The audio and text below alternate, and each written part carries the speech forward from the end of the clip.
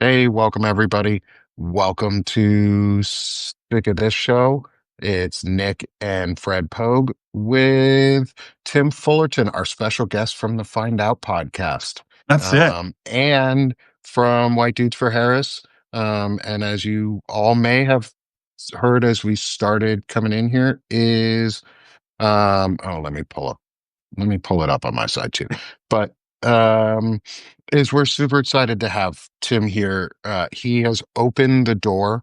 He has been part of an umbrella of larger creators and previous media organizations and insiders and things who know things that we don't, who've been an umbrella to smaller creators like us to become local media creators and become the local side of news that they might not have to do, but we can. And it gives us the opportunity as just random white dudes to try and do something good for everybody else. And actually make a brand that isn't white dudes are bad people, because we cannot isolate another community on purpose. It's just as bad as isolating anybody else. I have a subscriber who I talk to a lot who talks about like don't isolate people, and so I wanted to bring on Tim to let him introduce himself here to everybody in our community, and to find out what we can do on the local level. Yeah. Well, thanks, Nick, and thanks everybody for watching. It's really nice to be here with all of you. Yeah, so I've been my career is a very strange one. I've kind of been all over the map, but mostly I think a political digital strategist. I was on the 2008 Obama campaign in Chicago. I was in his administration for 5 years at the Interior Department, running a digital team there. I've worked for Everytown for Al Gore. I was the chief digital officer for the state of New York, and I have also been on the private sector side with WeWork. So I only like chaos, it seems. And I have my own. I actually have two companies now, which I never thought I'd have. One is Fullerton Strategies, which sort of provides digital media consulting to both businesses and political groups, and the Find Out podcast, which is our extension. I should have said I worked on White Dudes for Harris last year too. It's sort of our continuation of that work. We have expanded it to focus on all men because we do have a problem on the left with all men. And our goal is to help move more men left, because if we do that and we swing it a few points, the elections are completely different because of the size 100%. of the group. So that's why Exactly. I'm here. And I'm glad that you guys have also jumped into all of this as well. And because it's going to take all of us to do it. But I'm really excited to talk to you guys today. Yeah, dude, that's dope. You and I kind of chewed a little bit of the same ground. I got into politics and organizing for Obama in 2012 Nice. in East Tennessee. A lot of what we did was more of supporting state candidates because East Tennessee is very ruby red, but we also made calls into Western North Carolina. He won in '08. Unfortunately, he didn't win in 2012. And really was just kind of trying to turn out that vote in the western part of the state. So yeah, dude, that's awesome. You know, Thank Obama is the guy that got me politically active. You know, you. before that, I was just I wasn't politically active at all. Yeah. I was kind of trying to find a home. I really what happened with me is in '03 when the Iraq War kicked off is what I started thinking about politics because I was a Marine reservist. I was hurt. And so I had buddies in my unit who were going to go off to Iraq based on a lie that it was pretty obvious it was a lie. And so that was my sort of, wait a minute, like, what the hell's going on here kind of moment, Right. what got me involved.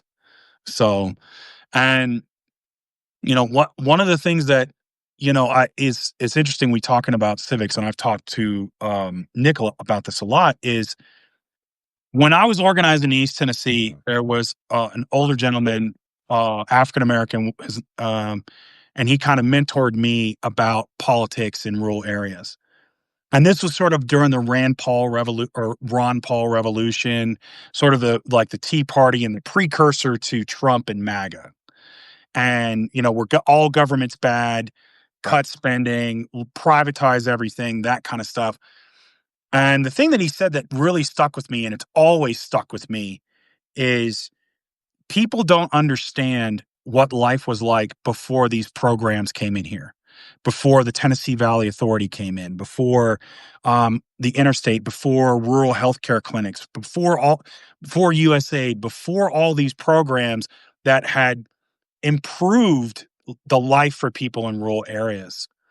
Um, and yeah, I'm not sure with you living in New York if you've kind of experienced a similar thing in I mean, I've never lived in New York, so but I find like with politics, people who aren't engaged, they they're not engaged, or maybe they even vote against their own self-interest, but they still expect this same level of civics and support.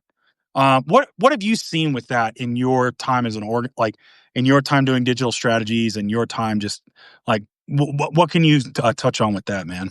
Yeah, it's a really good question, and it's a really difficult one to answer. And you're right. I mean, I think that one of the interesting things that Democrats don't talk a lot about, and I understand it because it's a challenge, is that essentially for most of these red states, they have essentially, um, cut their services to the bone, and then they have relied on the federal government uh, to basically keep them above water.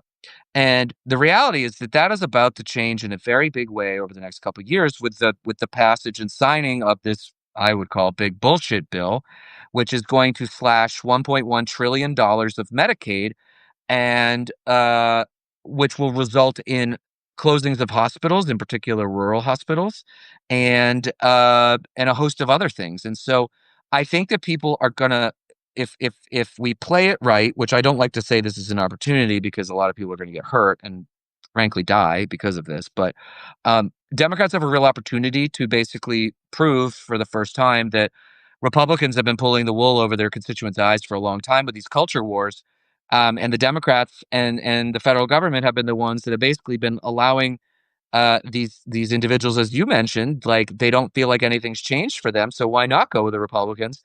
And because their Medicaid is still there. I mean, some of these places, I'm sure you're talking about Eastern Tennessee, the numbers, the percentage of the populations there on Medicaid are probably in the 40-50%, if not higher. Hmm. They're going to lose their health care in the next year, or their premiums are going to go up by so much that they have to cancel it anyways. And so it is a really awful situation, and no one likes to be told that they were wrong. So it is a careful dance that we are going to have to play here. But I think it is an opportunity to be like, look, these Republicans have been lying to you, and they've been using culture wars to cover up the fact that they want to starve the federal government. They don't think that people deserve a helping hand. They think that you should just lift yourself up by your bootstraps, which anybody who is poor, working class, or middle class knows what a load of shit that is in this country, because it is not possible. So I think that Democrats need to start being aggressive and telling these stories and saying, look, like, you know, the the bill has come due, guys, and Democrats are the ones that are going to advocate for restoring Medicaid and making sure hospitals don't close, and the Republicans are the ones that are doing it so that Elon Musk and Jeff Bezos can get tens of millions of dollars in tax in reductions into their tax bill, guys that could not spend more money if they try. So that money is just Yes. go in their pocket, and it's not going to go into the economy. It's a waste. Yeah. Right. So, like, we want to talk about impact too. Like, I'm in Northwest Arkansas, where we're the home of Walmart. We're also the home of a lot of Dollar Generals, which are the two largest welfare subsidizers in the country.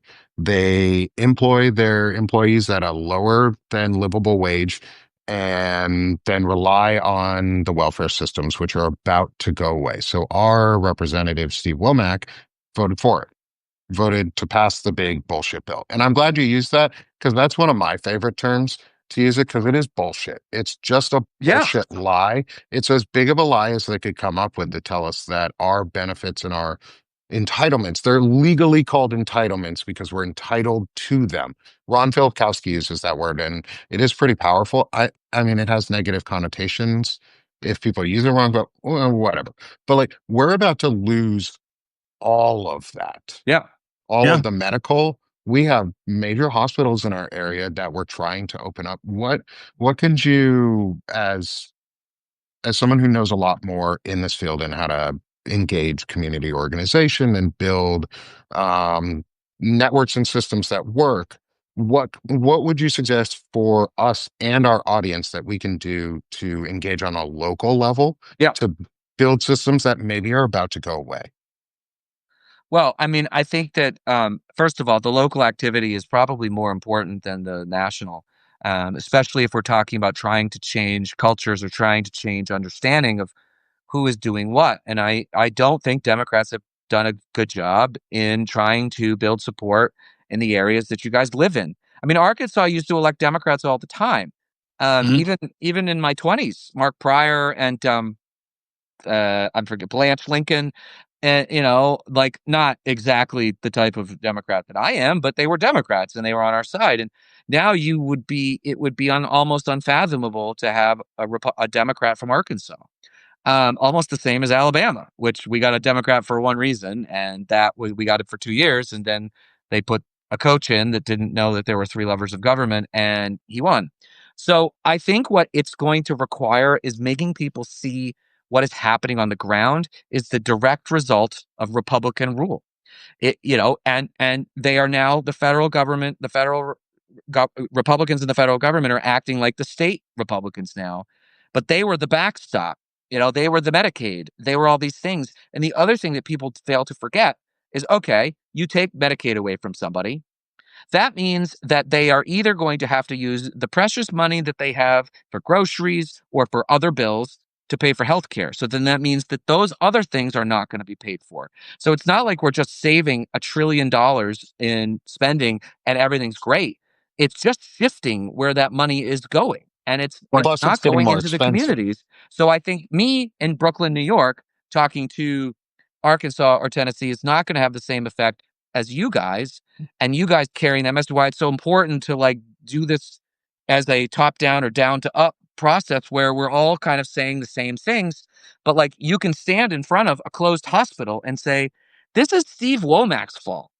Like he did this. And don't forget that the Republicans in Congress only have a 5-seat majority. So yes, it is on all of them. It's not like, oh, if I'd voted no, it still would have passed. It's like, well, maybe not. And so I think that making that clear is hugely important in starting to shift the narrative. I mean, taking Medicaid away from poor disabled people so that Jeff Bezos, who spent $60 million on his wedding, can get more back? Like what? And why are people in very poor areas, of which Arkansas and that in Tennessee are? I mean, I know Walmart drives a lot of revenue, or business, but Republicans are Well, it not drives a taking lot of business for itself. true. I mean, there's the tax. Like I just mean but the point being, Republicans are not looking out for the people who are voting for them, or Nope. half of No. them, I should say, right? That's the problem. And I think that's the thing that we need to start talking about. And that's why it's important to make the Democratic Party feel like a place that men could be, because if that happens, it makes it easier for them to come in rather than having purity tests, which I am dead set against. As much as I care about each individual issue, we have to win a war here. And if Yeah. we are pure on every issue, we aren't going to do it. No, not at all. Yeah. And it's not about and dropping purity test doesn't mean, and we had this I had this conversation with one of my co-hosts, Wendy the Druid, and so I'm part of the LGBTQ community, and we talk a lot about this. We talk a lot about not outing people and what's safe to do as a community to ensure that we out the right things about people. And we had a really interesting discussion last night, and I'd love to hear your thoughts on this. Is the difference of outing somebody's personality trait, because being a Nazi is a choice. Being a Right. fascist is a choice. Being an asshole and a bigot is a choice. It's a personality trait, not a personhood trait.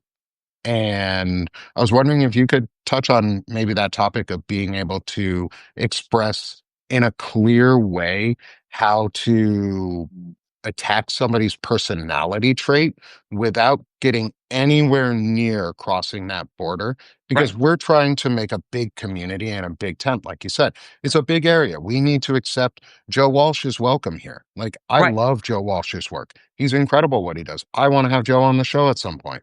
I want to reach out to him here soon and have him on the show, He's a great because dude. I know the interview you guys had with him was great, and it's a big tent like that for a reason. Like Joe and I don't agree on every issue, No. but we do agree on the fundamental belief that people should have rights. So Um, I'm happy to answer that. I have yeah, just on Joe real quick. Like, so I was in the Obama administration when he won his congressional seat. If you had told me in 2010 that I'd be friends with Joe Walsh, I'd be like, "You're out of your goddamn mind. There's Yeah. absolutely no way." Yeah. yeah. It's shocking. And when he reached out to me a couple years ago, I had to reach out to other people, and it's like, "Is this guy for real?" And one of my good friends was like, "Just listen to him. Just listen." And I tell you what, like, we don't agree on guns and we don't agree on Israel, but you know what? He was like, I was an ass back then. I said horrible things. I know how wrong I was. And he has been doing the work. And frankly, the Democratic Party has not been very welcoming of him. I mean, he was you know, a bit of a Sandy Hook truther for a while, which I worked on gun violence. So that's a no go for me. So, but I have come around and I have talked to him several times. I met him at the Unite for Veterans rally in June. We had a great conversation. We had him on the show. One of my favorite episodes was, I mean, Oh, it Oh, people can change and we need to yeah. welcome them. As yeah. far as the conversation about personalities, I don't like it. I'm not a member of the LGBTQ plus community, but I consider myself an ally and I will stand up for anybody in that community, especially if someone's punching down on them. What I don't want to do, I mean, maybe you'd say this in private, is there are Republicans that are lying about that, right? And they are Hmm. voting against their communities. We all probably know who some of them are, but I don't feel comfortable doing that because I don't want to open the door to make that comfortable for some bigot who's going to out somebody that doesn't want to be outed. It's not okay. And frankly, like honestly, whether somebody is a member of that community or not, like yes, it makes it worse when they vote against that community, but they're still voting against the things that are morally correct. You can go after them for so many things. You do not have to attack their sexuality, their preferences, their age. Well, maybe their age if they're like can't, you know, if they're not If they're mentally there dying, anymore. like But like, Virginia Fox can't drive and shouldn't be in her seat anymore, and right, like people right, like that. right. That I think is fair game. If you cannot do the day-to-day job, and sometimes that requires being up all night and doing the votes at 4 a.m., then you should not be a member of Congress. I mean, we have it on the Democratic side. Eleanor Holmes Norton is 88. She's the delegate from DC. She's running for reelection mostly because she can drive home. But like we don't we it's ridiculous. But like and that is a bipartisan problem. So that's a little bit different. But outing people or like digging into their personal lives that are things that are not relevant to political discourse, I am not for it whether you're a Democrat or Republican or an independent. I do not think that it is appropriate. No. Thank you for saying that. My, I know my audience will greatly appreciates that, and I mean, I greatly appreciate that. If you don't already subscribe to Tim and you have not subscribed to him yet, please do. And Absolutely. subscribe to the Find Out podcast and all of the hosts on there. They're incredibly good guys. And they're doing a lot for us. Like it's giving, and this is another, it's a label, but it's giving white men permission to be the good guys Right. rather than be the bad guys all the time. Because we're the bad guys. Like our group of people is promoting bad behavior very rapidly. Yeah. Um, so I guess going back to the local level, how do you think we could combat that? Like, what do Yeah. you So think are simple things we can do as individuals or groups to combat this? I think organizing as many people as you can, you know, there are free tools to do that. I mean, even if it's just a Facebook group. You know, Yeah. I think a lot what we have seen a lot with Find Out is that we get emails and comments from all 50 states. And, you know, we have a lot of people that say, I thought I was alone.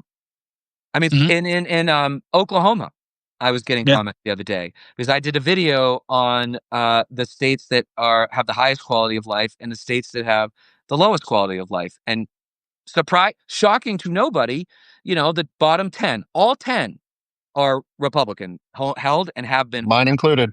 Yes, Arkansas was there. I think Tennessee was on that Oh yeah, list. Tennessee's Yeah, absolutely there. on that list. But the point being is that people, especially people in the blue states like me, I'm in New York, tend to think that these areas of red are 100% red. And the answer No. is that's not true. In a lot of cases, a big red wave is 60-40. That means 40% of the population are Democrats. And now they have been gerrymandered out of a lot of power in the House. but they're still there. And I think now more than ever, it is so important to be contesting everywhere. So that means like in your corner of Arkansas, you know, like be starting a group of folks that are against what is happening with the bill. Same with Tennessee. Like, especially when the Medicaid cuts come, we're gonna need we're gonna need a megaphone at all levels. And honestly, people listen to their local communities more than they listen to national politicians. Makes sense. People live in their areas. And I think that, and there are some groups starting to work to hopefully fund some more work in these southern states. I saw Joe Kennedy III, who was a congressman for a little while, is now working in, I think he's actually Mississippi, Arkansas, Alabama, maybe Georgia too, to start putting organizers at the local level and funding them so they can do that work. So that's the type of stuff. But even if it's a volunteer project with a Facebook group, even if it's just 10 or 15 of you, like, it's a It start. matters. We have to start building back, and we are starting at 0 in some of these places, but we are actually in a better not economic, political landscape right now to have big waves next year. So there are districts that right now that I think people don't think are gettable, that I think we're gonna have a shot at if we organize and we get people on the ground. And don't forget, there's also local elections. So, like, just Mhm. because you in, let's say, whatever district you're in, Nick, you were able to lift the Democrat in that House race from, say, 30 points to 40 points. That might mean a state senator wins. That might mean a city council member wins. Like, all of this stuff matters, or a statewide, probably not Arkansas this time, but like a statewide, Well, like in North Carolina, we right? have we have Hallie Schaffner running against Tim Cotton, and Oh, she's okay. incredibly good. I'm gonna reach out to her more because I want to Great. get her on here. Well, Uh, And Tom is terrible. So, oh, Tom sucks. I'll give you guys some hope if you live in red districts. So I organized for Obama in 2012, and we did a lot of deep roots canvassing was just kind of being the thing. You know, you were starting to get data, and you were kind of like, all right, you drill down into it. Tennessee First District. So my county that I was the chair of, Washington County Democratic Party, only had 35% of the eligible electorate turn out to vote. And a lot of that was due to, yeah, it was really low, right? in It's 08, insanely. or you said 12. You said 12? No, it's 35% of the eligible electorate. In People which who, election did you say? 12, this was 2012? 2012, in Wow. 2012, 2014. No, I'm sorry, 2014. I'm dumb. I organized in both elections in 2014 in the midterms. Had a brain fart there. So 2014, we organized there. It was, I'm sorry, no, it was 35% in 2012. It was less. The end result of that was about 26% in 2014. So that was the high end of in 2012 in a presidential election year. And the reason being is, well, why am I going to vote? Like, you know, Romney's going to win Tennessee anyway. Right. The Republican's going to win. And so there's this apathy from this gerrymander, from these things, right? That's why it becomes very critically important for you to be visible, for you to be organizing. Because as Tim's point said, hey man, I thought I was alone. And there's a lot of like left-leaning people. There's a lot of centrist, like reasonable people that feel alone. And the thing is, you're not trying to get this, hey, we have to agree on every issue. We just have to agree on going this way. Right. We just have to agree enough, just enough. And so, it may seem hopeless, but it's not hopeless. It's really not. No. It's about getting that momentum and building that momentum. We had a city councilor, a city commissioner. This is in 2014 in Johnson City. And they have my alma mater, East Tennessee State University, is there. So a lot of college students, mostly commuters, low turnout rate among college educated. She was a Democrat running against a Republican, right? She lost by 65 votes. Mm. 65. So if we could have just turned out 65, 66, 70, 100 more college students, we could have had a Every Democrat, vote counts. right, on the city council, on the city Yeah. commissioners for Johnson City, Tennessee, in a Well, ruby red district. That's how And I close mean, we were in a city with a population of 50,000 people. We Well, got it, so it's doable. this is 100%. And the thing about that is that getting those people at the local level in office also trains them to be better statewide or potentially federal candidates later. Running for office is not easy, No. and there's a lot of bullshit that goes along with it. But like that, you need a feed. I mean, you have to think of politics like sort of like the minor leagues in baseball, like the local Mhm. levels, like the A. Then you move to the municipal level, then you move to the state level, then you move to the federal level. Generally speaking, people do a few of those rungs unless they're super rich or super famous, uh, because do repetition in this also is important. Like Mhm. it's like with anything. Like you do these online things. Like I every once in a while go back and look at the first live stream I ever did, with which was at the White House when I was in the Obama administration, because all of them were terrified of, or tired of doing them, so they asked me to do one from Interior, and I had to interview two cabinet members while sitting in the White House. I was terrified, and you know what? I sucked. It was terrible. Like I look back at it and I cringe at it. And but like you do it long enough and you get better. It's the same with Yeah. politics. Like, you don't really want first timers running at the federal level because they screw up. And everyone's like, I want an outsider. And I'm like, well, you do until you hear them, right? And like Right. Howard Schultz is a great example, right? He was thinking in 2020 of running a third party, and everybody like mocked him. He made a bunch of stupid comments because he's not a politician. He knows how to build coffee shops. Like it's just different, and that's I why I was in, also get so tired of this nonsense of we just need a businessman as president. I'm like, no, you don't. First of all, no, George Bush I've and known some Donald dumb Trump, businessmen. I've known I some dumb. I lived in We got one Seattle at the now. time. right? Like I we lived in got Seattle one at the now. time when he ran and Howard Schultz ran, and we all hated it. We were all like, no, please don't run. Because we all saw how Starbucks was. Like Starbucks is a great company, but it's run down itself as a Yeah, business. They make it's not decent coffee now, but right. it's not what it used to be. No, the thing that kills me is that when you are a CEO, your number one job, especially of a publicly traded company like Starbucks is, your number one job is profit. Mhm. How does that transfer to the federal government? You are not running a profit there. You are trying to make people's lives better. So because you know how to do the bottom line doesn't mean you're not going to be an accountant in the federal government. You've got congressional budget offices. You've got all of these things. You're not going to be looking at the bottom line and saying like, what do we need to do here and how do we shift resources? It's a completely different element. You're not selling products. You are, it's just different. So like I get it. Like, yes, somebody's run a 70,000 person company is a good manager. That doesn't make them a good president. And Donald Trump is also not even a good businessman because he's gone bankrupt like 4 times, and he got $400 million from his daddy when he died. And like if he had just put it in the S&P 500, he would be in 2016, he would have been worth more money than he was running those companies. He could have just sat on his ass and done nothing. Like it just showed, now it's different because he's used the presidency to enrich himself, but up until that point. So like we have to get over this notion that if you are good at business, you are good at government. They are not the same. Nope. Not at No, all. no, not No. at We all. have to stop worshiping business as if there's a profit centric solution for everything, because Right. there absolutely is not. Right. And yeah, And how do And absolutely. government isn't a business. and how do Government's a businesses service. right. And how do businesses tend to increase their profits? By firing workers. Yep. Do you want Yep. that in the federal government? I don't. No, So, We tried it with Doge. We tried it with Doge. it Doge, didn't work. look, and here's Okay. the deal. Here's the deal with Doge. Like, I worked in the federal government for 5 years. I do believe that there is waste. There's definitely waste. I'm not so much sure Hmm. about the fraud and abuse maybe, but there's waste. There are things that we should be doing to improve the federal government, but you need a scalpel, not a blowtorch. And that's the problem. They just went in and were whacking things.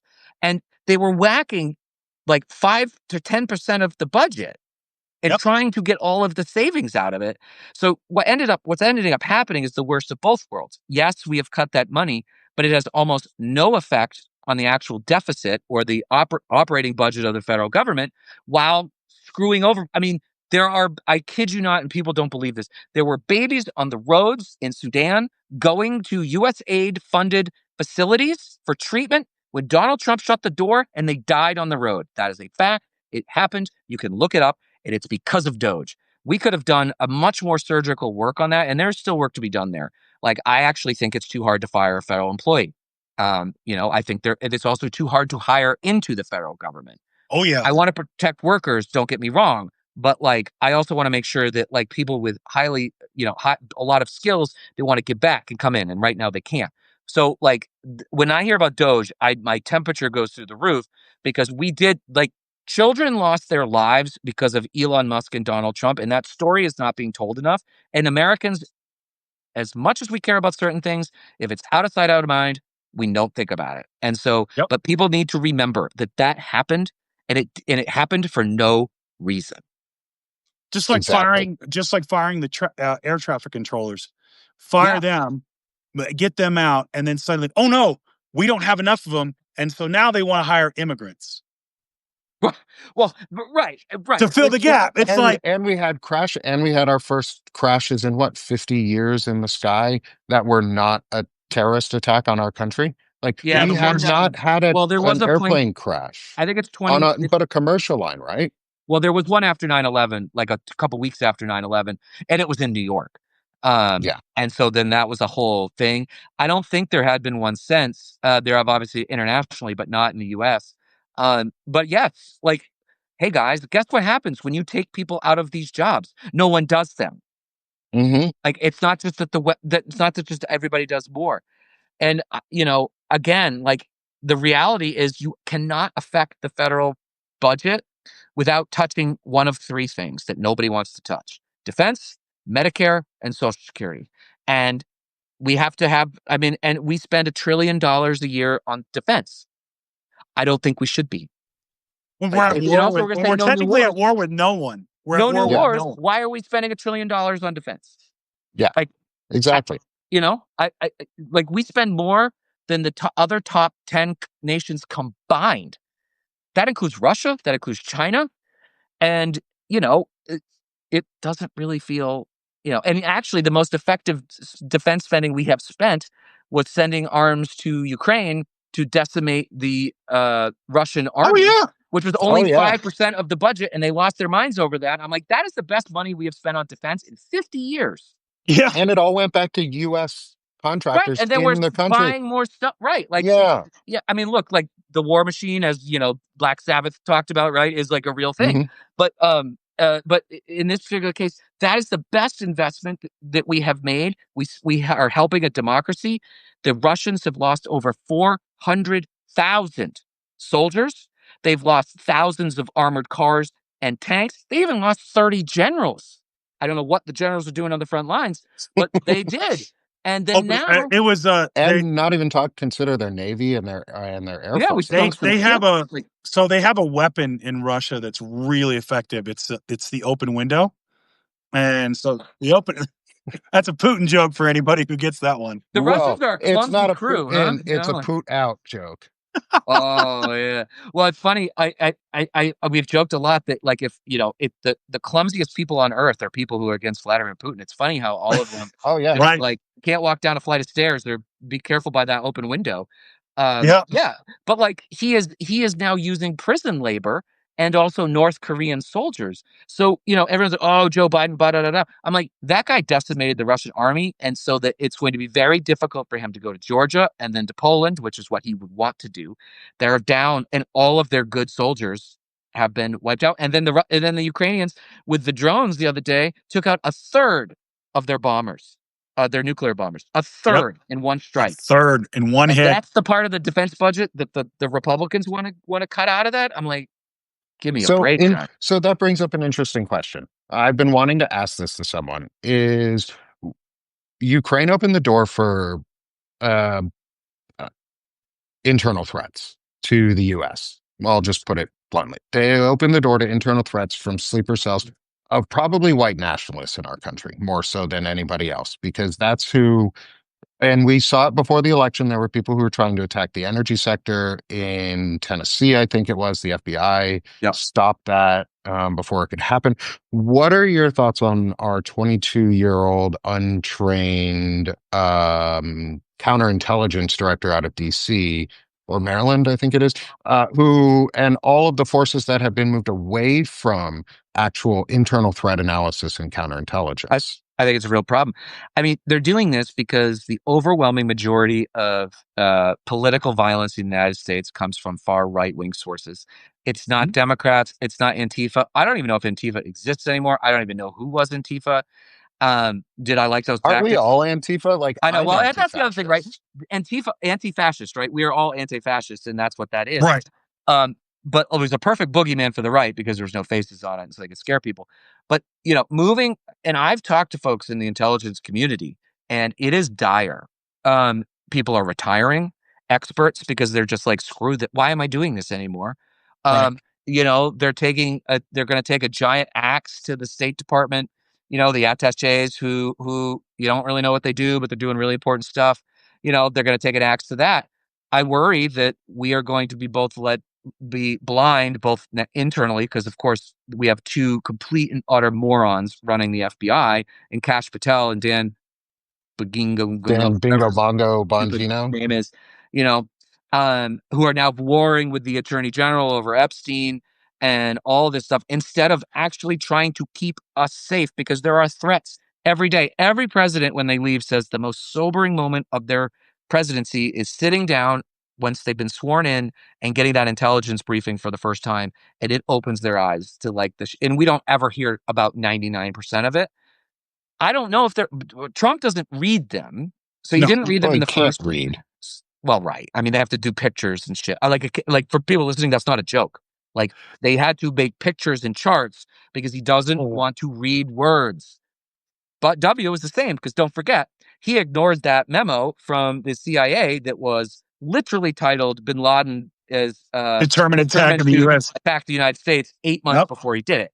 So Republicans don't like details. They like to be power and they like to throw bombs. But I am worried about that. I think it's a really good question. And I do worry that, the next homegrown thing, I mean, happened in New York. Somebody walked down the street with it looked like an AR-15, and went into a building and shot and killed 4 people, including a police officer, And that with was these just long yesterday, guns. right? What's that? That was just yesterday, right? Yesterday. He's not a New Yorker, so I don't want to hear anyone saying gun laws. He came from Vegas, I believe. Of course Um, he did. yeah. So, we don't really know the whole story. I think he was targeting the NFL because I think there was some sort of CTE thing. I don't know if because this person clearly had a mental break of some sort. So I don't really know. But fact being, I do not trust the FBI to do the job anymore, because the good No. guys are leaving and we're left with literally two conspiracy theorists. One is a podcaster, so I guess we are all qualified to be the deputy director of the FBI because we are on this show. Oh, I think I actually no. have There's more there's an We important probably experience. are. point I about Well, actually have more there's an experience in the important point about intelligence. Dan Bongino. He is a podcaster who is reportedly concerned about his numbers dropping for being a deputy FBI heard that, director. and I Yeah, heard he Yeah, wanted to I go mean, sucks back. to suck. God, that would be terrible. I mean, forget, like you pointed out, doing his job. Um, so yeah, the fact that you worked in the federal government, and you'll understand. My dad was a federal employee. He was director of labor force management for the National Weather Service. Oh, cool. Right. So he worked in DC under the director for the National Weather. So this is back in the 1980s. And so I was around my mom was a federal worker for FICPAT Fleet, the forestry service for the VA. So both my parents were federal employees. My sister was a federal employee. I'm sort of the oddball who was like went into aviation in the private sector. And to see what the National Weather Service and NOAA is now, my dad would be flipping out if he were still alive. He'd be demanding to go in front of Congress, because like the what they're even those simple things that they're doing, closing weather stations, delaying weather balloon launches. Because what people don't understand is that little Doppler radar that you get on your phone comes from weather balloons. That's how it's able to track that stuff. This very low tech thing gets you a high tech readout. And that's going to kill people. It's already killed people in Texas. It's already killed people in Missouri. It's killed people in Kentucky. And it's going to keep on doing it. I mean, when you have a weather forecaster in Florida go on live television and say, I don't know if I'm going to accurately be able to help you guys predict weather and protect yourselves. Yeah. Yeah, what I don't think people know is that all of that data comes from the National Weather Service. Yes, every bit of And it. every bit of it, and they are flashing. And there are articles from this spring where they talked about morale was low and people were leaving because of all this stuff, and then they cut it even more. And like the reality is that storms are only getting worse with climate change. Like there's more a need for more of them, not less. And the Texas thing was really concerning because one of the things that happened in Texas was the local community, which was entirely MAGA, did not want to pay for some of those detection tools because it was a couple $1,000,000. No one wants to talk about it because they're like, now is not the time. And my answer to that is, when is the time? Because I worked in gun violence and they always said that too. Oh, you can't make politics in a horrible situation. I'm like, bullshit, you can't. Like, this is exactly the moment to talk about it because this is a failure of government. So you have to talk about it. People lost their lives because we have shitty gun laws, because we're cutting the National Weather Service, because we're cutting USAID. Like, these are having real world consequences. And I think this is where this is where the local stuff also comes up too, right? Is that Yep. you can really drive home when something happens in your backyard. Hey, do you know why this happened? Because of this. And, Yep. some people will just never listen to you, but some will. And that's why the local stuff is so important, because I can scream and yell from Brooklyn all day long, but like, that's not really going to solve the problem in Arkansas or Tennessee, but you guys can. And that's why your voices are so important. And that's why it's important for us to build power at every single level so that when something happens, we're there to tell people why, and that there is a different path. And I think that's the most important thing. Well, what you could do is when you start screaming from Brooklyn, text me, and then I'll tell people to go outside and see if they can hear you, man. There we go. There we go. I Okay. like, Tim's carrying on again. Yeah, it's a relay. We can do Got a him. relay service. We get those It's phones like with the cans and the strings. We got enough it's like strings. the people singing in Italy during COVID, where they would start singing across the town to each Oh other, yeah, the yeah, old yeah, yeah, school There you yeah. time. go. Okay, so Tim, we've kept you over a little bit from the half an hour we originally asked you to come on for, and I really appreciate you giving us some extra time today. This has been awesome, and I love that we got to wrap it back into the local side. Yeah. But what I like to do is I write poetry. I write political based commentary and civics, and right now I'm on a focus on civics based commentary for poetry. And I wanted to read today's poem. It's the third of the haikus around civics, because it's about local action. And then I want to hand it over to you, Tim, to give some final thoughts, Sure. and close out and give yourself a self plug for everybody here. And for the Find Out podcast. And like I've said, if you aren't subscribed to Tim already, please do. Please subscribe to him and all of the other hosts on Find Out. They're incredible. They do great work. They've opened the space for us to come in and be bigger and be local news. So Even the guy that today's, cusses a lot, yeah, yeah, he's great. Oh, yeah, Luke. I love Luke. Luke is one of my favorites because he's like me, younger, but smarter at that age. He's like, if I knew how to be smart. He is like he is what you see in the car is pretty much what you get in I mean, not quite as animated, but he has an incredibly I mean, when I was 22, there's no way I could have done that. No way. And Yeah. I was like a pretty political guy back then, but I wouldn't have been able to do that.